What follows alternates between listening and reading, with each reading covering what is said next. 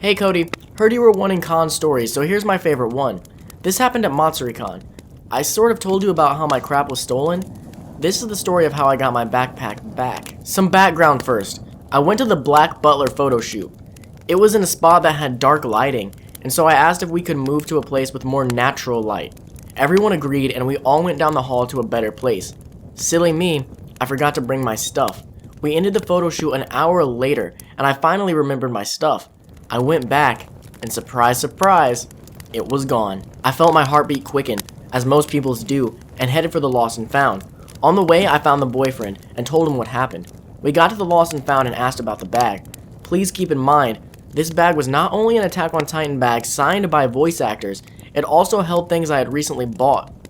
I asked, and they said they had not seen it. The staff then said to try the front desk of the hotel, because sometimes people take things there.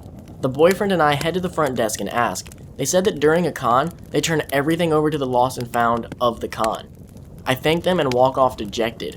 The boyfriend, not wanting me to be upset, tells me that he will keep an eye out for it. His exact words were, "I will look for a book bag. An Attack on Titan book bag. One that looks like that. Actually exactly like that. Babe, isn't that it?" I look over and indeed see a guy with my book bag. The signatures were on it. I sort of skip over and tap the man on the shoulder. He turns around and we have a conversation. "That's my book bag. Can I please have it back?" I found this bag in the men's restroom. How do I know it's yours?" "I can name things in it." "Then do it." By this point, I was frustrated and just wanted my bag. There are 2 dramatical murder stickers, 4 Attack on Titan stickers, a print of the gems from Steven Universe, and a bunch of feminine products. Unless you truly believe a man was going to use all those, I would really like my bag back. "Okay, it's yours. I was gonna turn it into Lost and Found." "Yeah, thanks." I highly doubt he was gonna turn it in. But hey, at least I got it back, and I only lost 2 pins.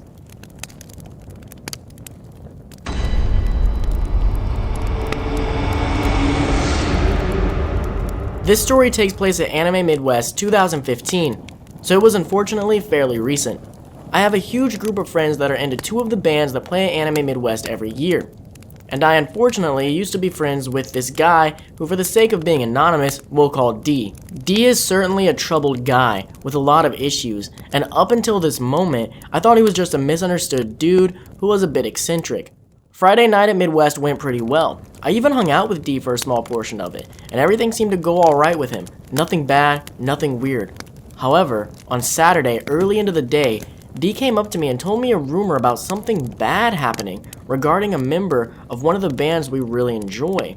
Now, I would like to stress, he didn't ask me if I wanted to hear what happened. He just walked up to me and my partner and started spreading the rumor to us. We didn't really know how to take the news, or if we should even believe him. So we just wrote it off and said we would talk to one of the members of the band who's actually the sibling of a close friend of ours.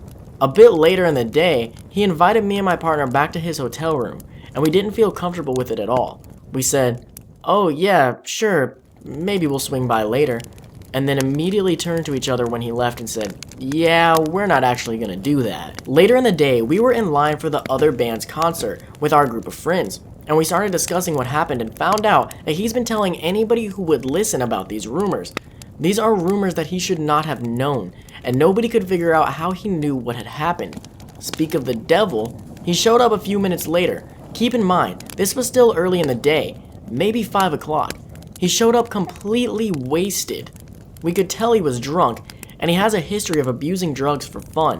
A friend of mine told him that he needed to go talk to one of their handlers about what he's been saying, and he denied ever spreading these rumors. At least 4 people, including me, stepped up and backed up our friend. He proceeded to stumble off, and nobody knew for sure if he ever went and talked to the band's handler. We found out quite a few things throughout the day, but most relevant to the story is that he was taking photos of cosplayers without their consent, including underage girls, and he made quite a few of our friends feel uncomfortable. Later in the night, we decided that a few of us should go tell our story to con staff, who I respect and thank very much for everything that they had done and taking us seriously and doing what they could to help us. Thankfully, the next day we saw him surrounded by con staff and later saw him without his badge.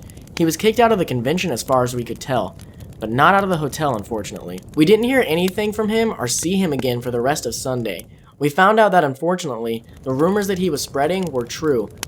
But again, these are rumors he should not have known whatsoever.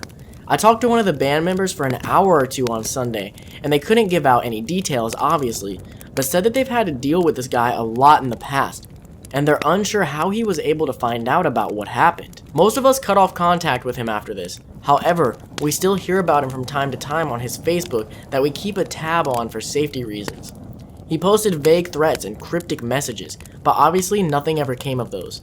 Thankfully, it seems like we won't have to deal with D again, so hopefully, the story is over.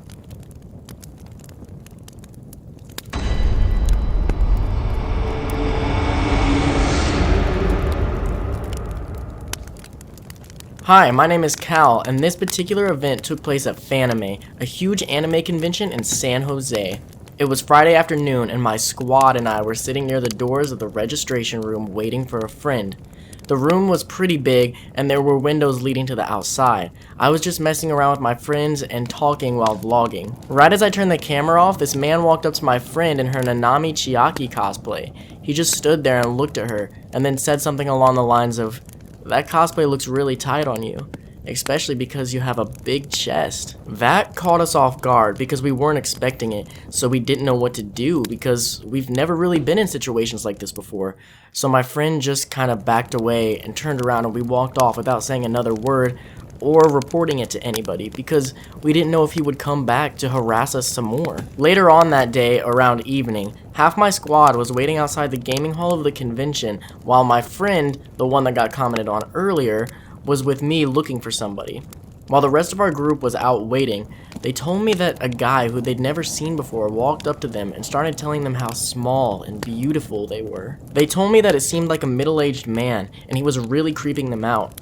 I don't know what they said to the man, but they told me about their point of view when we rounded up with them again. So the moral of the story is, I advise you to think about what you say before saying it, or else people might take it the wrong way and think badly of you. Thanks for listening to my convention story. Hey guys, thanks for watching this story time. Don't forget to like, comment, and subscribe as it does help a lot.